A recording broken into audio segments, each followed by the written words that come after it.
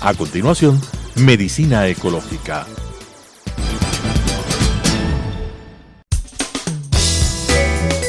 Clasificación A. Apto para todo público.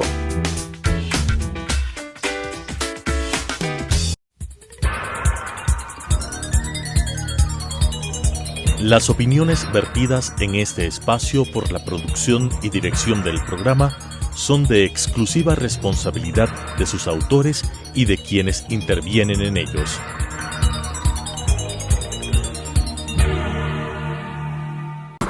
Telesucesos Canal 29 UHF presenta Medicina Ecológica, un nuevo enfoque de la salud pública diseñado especialmente para mejorar la salud de todos los habitantes en armonía con la naturaleza.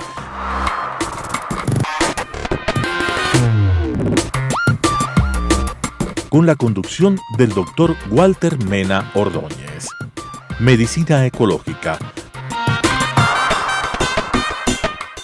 Amigos televidentes, es un gusto continuar con nuestro programa y con nuestro invitado. Habíamos ofrecido, ¿no es cierto?, en la primera parte, hablar sobre los principales retos de la seguridad social en el Ecuador. Seguridad social definida como bienestar social para todos los ecuatorianos, para todos, en una concepción inclusiva. Habíamos hablado, como siempre, de la necesidad de fortalecer un sistema nacional de salud de cobertura universal. ¿Cuáles son los retos, mi estimado Nicolás, para hacer posible este sueño acariciado por todos los ecuatorianos, yo creo, de hacer posible un sistema nacional de salud y que las personas, pues que ya estamos, hemos dado todo, ¿no es cierto?, durante nuestra vida para que exista el seguro social, estamos en el declive, pero siempre activos, pensando en que las pensiones tienen que ser garantizadas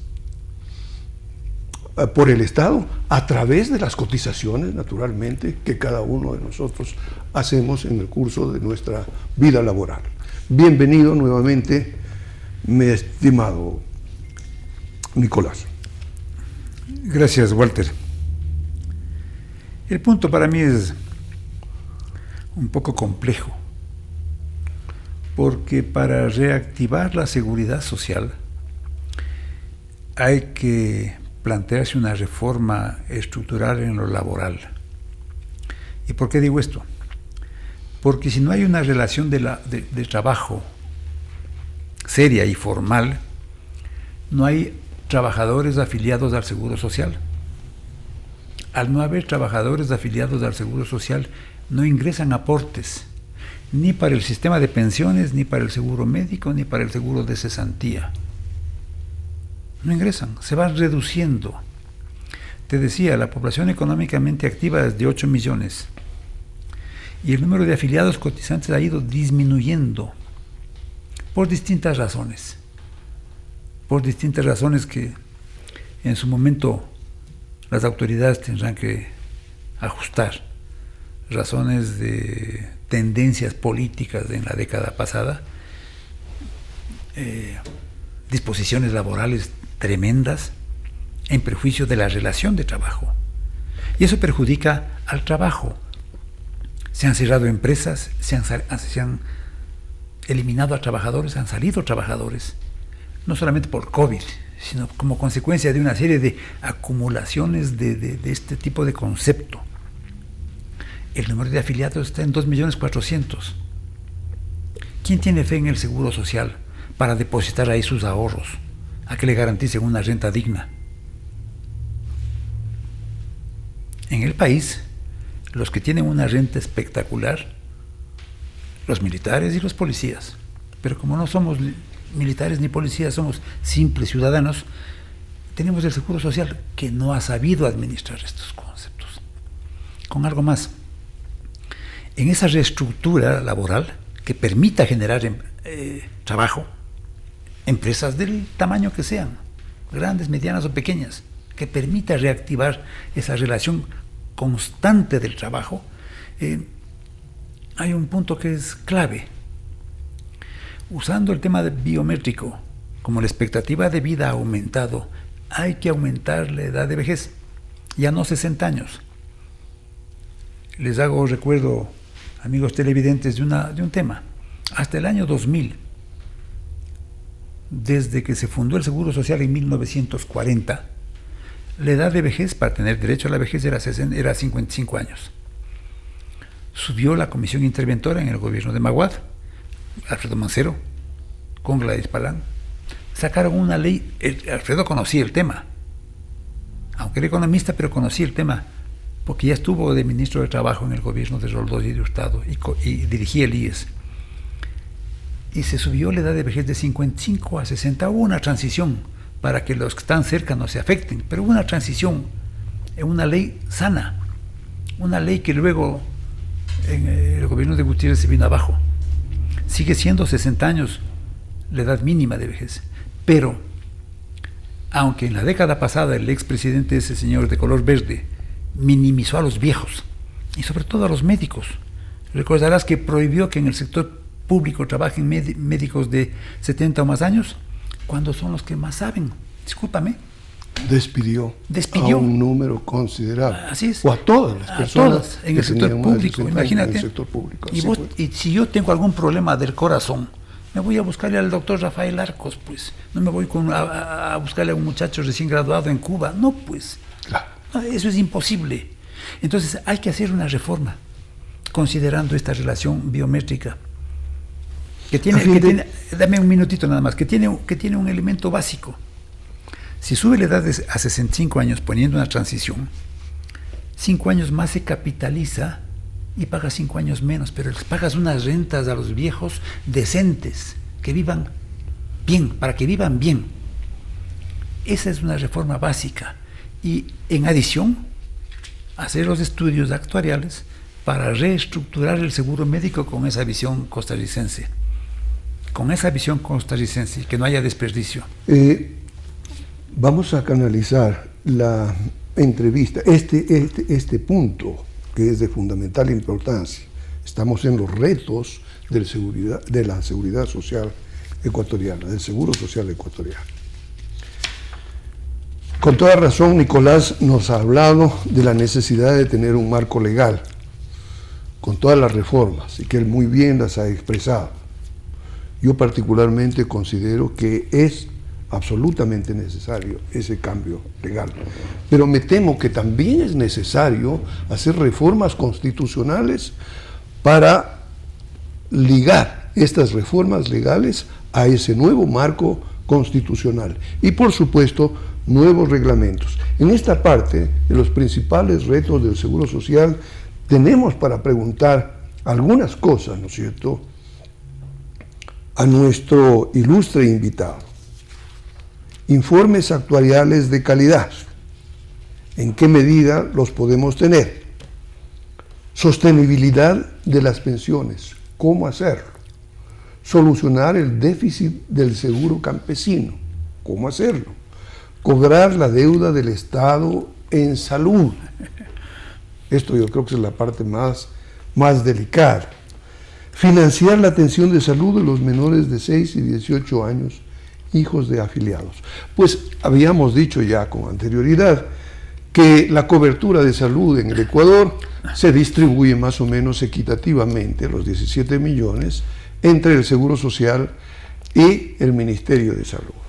¿Qué hacer? Continuemos con los principales retos de la seguridad social. A ver, desde el punto de vista no solamente actuarial, sino práctico, financiero, el juntar los presupuestos y racionalizar la administración, eso nos permitiría ahorrar y destinar más dinero a la cobertura médica. De manera general, igual cosa sucede con el campo de las pensiones. Hay que construir nuevas tablas de mortalidad con la realidad biométrica actual, no adulterando las expectativas de vida para reducir la cantidad de dinero que se necesita para pagar una renta vitalicia. Hacer esos estudios en paralelo, para presentar ya los efectos y los resultados, porque son óptimos. Ya tuvimos una experiencia nosotros en el año 2001 con la Comisión Interventora en el IES. Con algo más, en la financiación de la deuda del Estado, no solamente la de los menores. En la década de Correa se quitó el 40% de las pensiones que el Estado ecuatoriano ha pagado por una suscripción con la OIT, creo que fue en el año 1950, porque dice la Constitución, la seguridad social es una obligación del Estado, que pague algo, el 40% de las pensiones. Y hasta el año 1986, el Estado, que no pagaba el 40%, pagaba a través de consolidación de deudas. ¿Cuánto me estás debiendo? Tanto. Ok, con la garantía de fideicomisos del Banco Central, te pagaba a 15 años, a 20 años, con una tasa de interés correcta. Se firmaron hasta el año 86 13 consolidaciones. En el gobierno de Osvaldo Hurtado se firmó la 12ª consolidación con el IES. Ahí estaba de ministro, presidente del directorio, el Alfredo Mancero. Yo era el actuario. Con el gobierno de Febres Cordero se firmó la 13ª consolidación en el año 86. Y desde ahí hasta el año 2000 se hicieron los números y hay que reajustar eso. Pero ya vino luego el desbarajuste, no con la dolarización, sino con esa ley del desagio que no permitió cobrar lo correcto, y no sé si llegaron a pagar, pero desde el año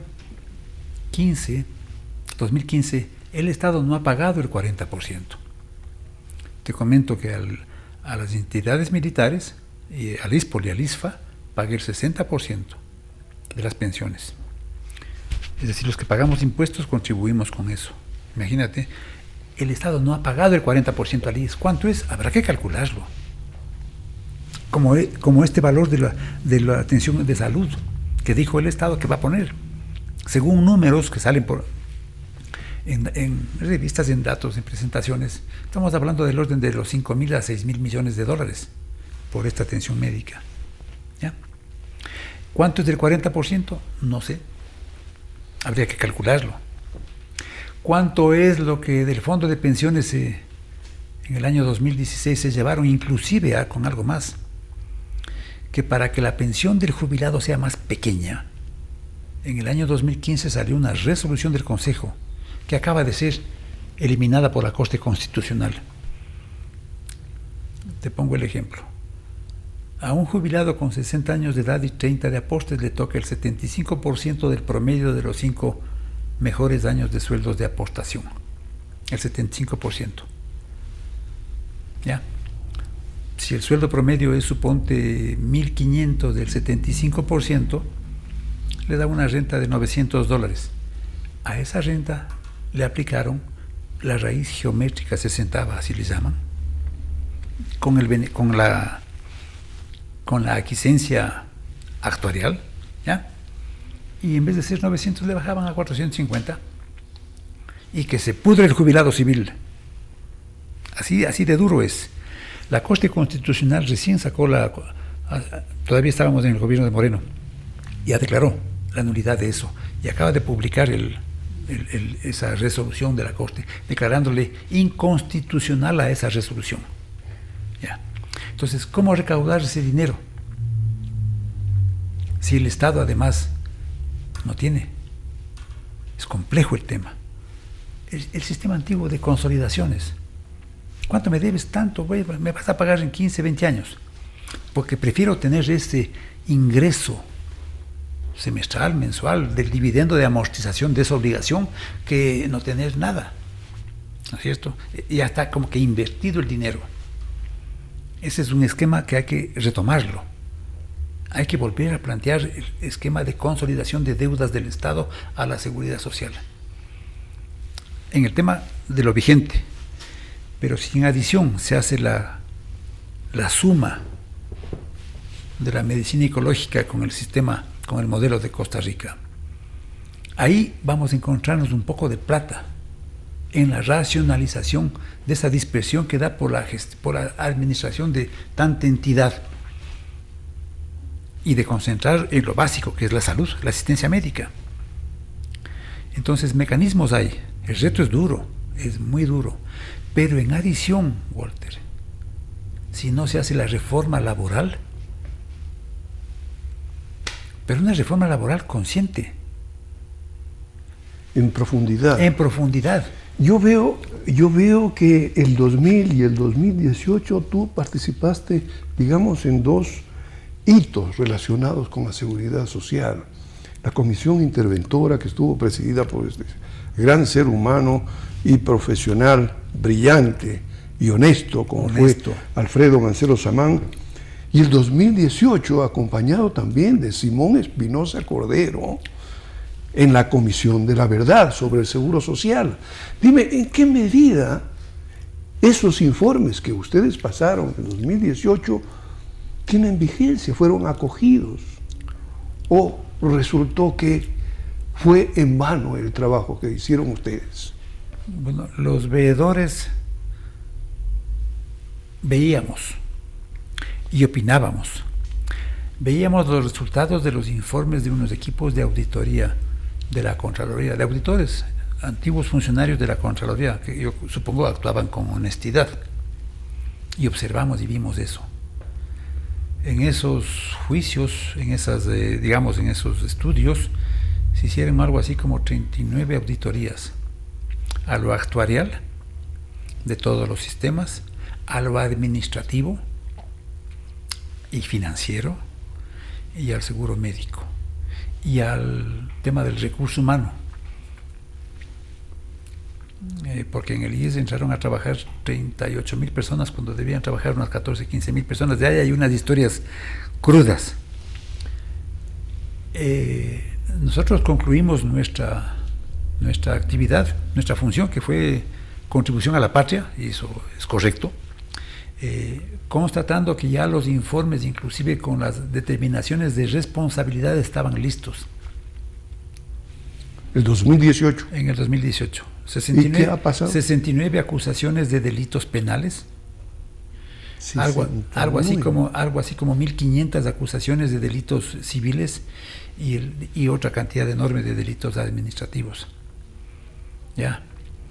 Íbamos a observar, nada más. Eso, suponemos, nosotros ya nos retiramos de la Contraloría y nunca más. Como al año le incendiaron, o se incendió, no sé cómo sea, pero yo supongo que todo ese volumen de documentos no se quemó. Espero, y que haya llegado a la Fiscalía por lo menos.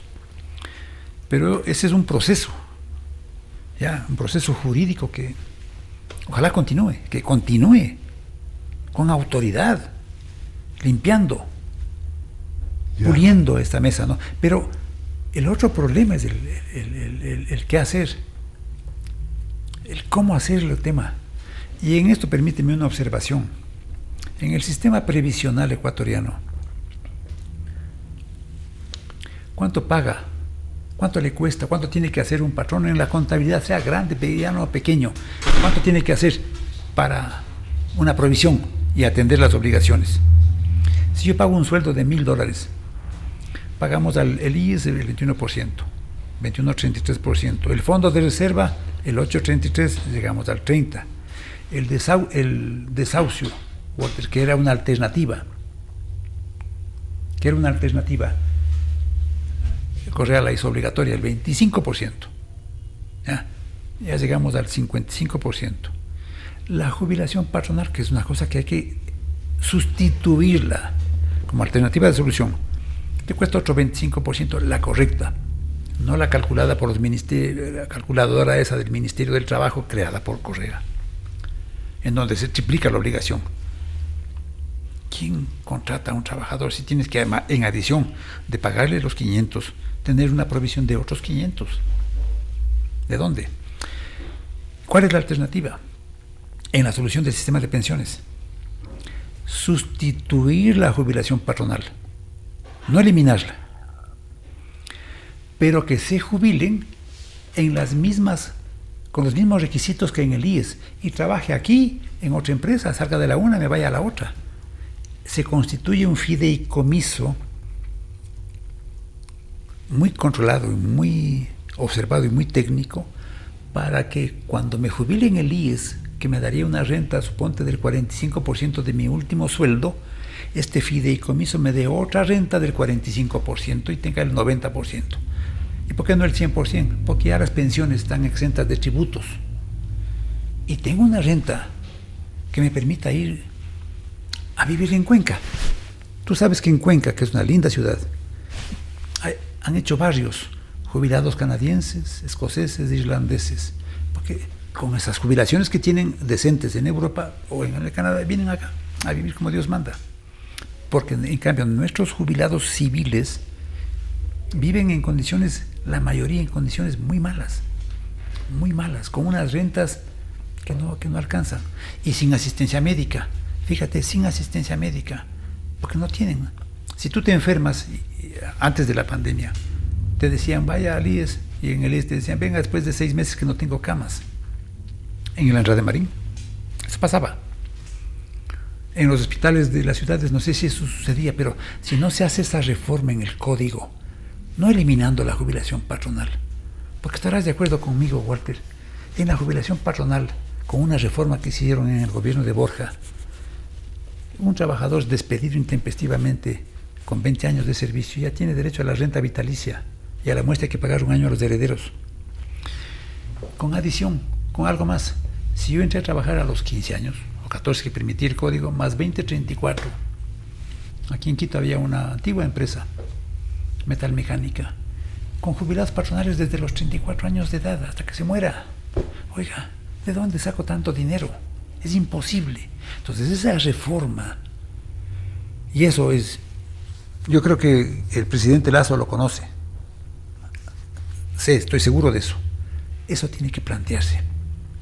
De esta última parte quisiera destacar 2 cosas importantísimas, todas las cosas importantes, todas las cosas que dices tú son importantes, pero 2 particularmente creo, ¿no? Ustedes como Comisión de la Verdad encontraron 69 delitos penales y una cantidad mayor de delitos administrativos, de carácter administrativo. Bueno, un buen trabajo para la Fiscalía, y el otro, la jubilación patronal en los términos en que tú la describes. Se nos ha terminado el tiempo, ha corrido el tiempo en realidad, en forma vertiginosa. Nuestro comentario final: 3 diagnósticos y 3 soluciones en salud. Sistema Nacional de Salud Intercultural financiado, SINASIF. Esto es lo que estamos proponiendo a la comunidad ecuatoriana. La crítica situación económica, social y política que atraviesa el país, producto de diversas causas externas e internas, ha llevado al deterioro de la salud. La causa principal de esta situación es el debilitamiento del Sistema Nacional de Salud. Se impone la necesidad de fortalecer el Sistema Nacional de Salud mediante una política intercultural de salud con énfasis en los aspectos preventivos y de fomento, como son la nutrición y el uso de compuestos activos naturales y en general, aplicando diversas terapias alternativas de bajo coste y de probada eficacia para garantizar en la práctica un buen estado de salud físico, mental y social. Financiamiento. Constitucionalmente, el presupuesto anual para la salud es el 4% del PIB. El gobierno de la Revolución Ciudadana incumplió este precepto y ello se refleja en una pobre infraestructura sanitaria y en una ineficiente e ineficaz red de servicios. El financiamiento de la salud pública se ve agravado por transferencias millonarias a los servicios privados de salud sin regulación alguna. La alternativa es una caja nacional pagadora, responsable del manejo del 4% asignado al sector salud. Esto es aproximadamente 4.000 millones de dólares administrados por el Banco Central. Junto a ello, establecer la estrategia de cobertura por oferta. De este modo, los prestadores de servicios serían el Ministerio de Salud, IES, Fuerzas Armadas, Policía, Junta de Beneficencia, ONGs, por supuesto, los proveedores privados y la infraestructura privada en salud. Esto junto a un tarifario técnica y rigurosamente establecido y una superintendencia de salud creada para el efecto, garantizará que todos los ecuatorianos tengamos acceso a la salud con solo presentar la nueva cédula de identidad que incluya un chip con nuestra historia clínica. Participación ciudadana. El Consejo de Participación Ciudadana y Control Social, la Contraloría y los órganos auditores del sector salud no cumplieron sus funciones en términos de velar por los intereses de los ecuatorianos. Solamente sirvieron para enmascarar y legitimar la vocación autoritaria y rapaz del gobierno correísta. Se vuelve una necesidad absoluta establecer un contrapoder sanitario desde la sociedad civil, que participe en los diversos procesos, niveles e instancias del Sistema Nacional de Salud y garantice que los órganos de control y gestión públicos y privados del sector cumplan sus obligaciones. En resumen, si juntamos los presupuestos del IES y del Ministerio de Salud, tenemos financiamiento suficiente para el Sistema Nacional de Salud, con un modelo similar al que funciona en Costa Rica. Por supuesto, las condiciones para que sea una realidad son administración técnica, eficiente y honesta. Solicitamos al presidente de la República que en la consulta popular que se propone hacer incluya una pregunta sobre la conveniencia de construir el Sistema Nacional de Salud que ampare a los 17 millones de ecuatorianos y en forma paralela e independientemente de la consulta disponga que su vicepresidente, el doctor Alfredo Borrero, asuma el Consejo Nacional de Salud, lo reestructure e inicie la reforma sanitaria como política de Estado vinculada a la reactivación económica y a la nueva normalidad que nos ha impuesto la pandemia. Amigos televidentes, gracias por su atención. Hasta la próxima oportunidad.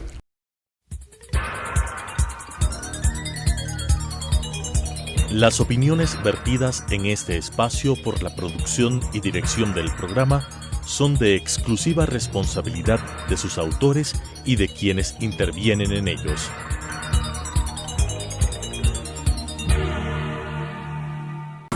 Telesucesos Canal 29 UHF presentó Medicina Ecológica, un nuevo enfoque de la salud pública diseñado especialmente para mejorar la salud de todos los habitantes en armonía con la naturaleza.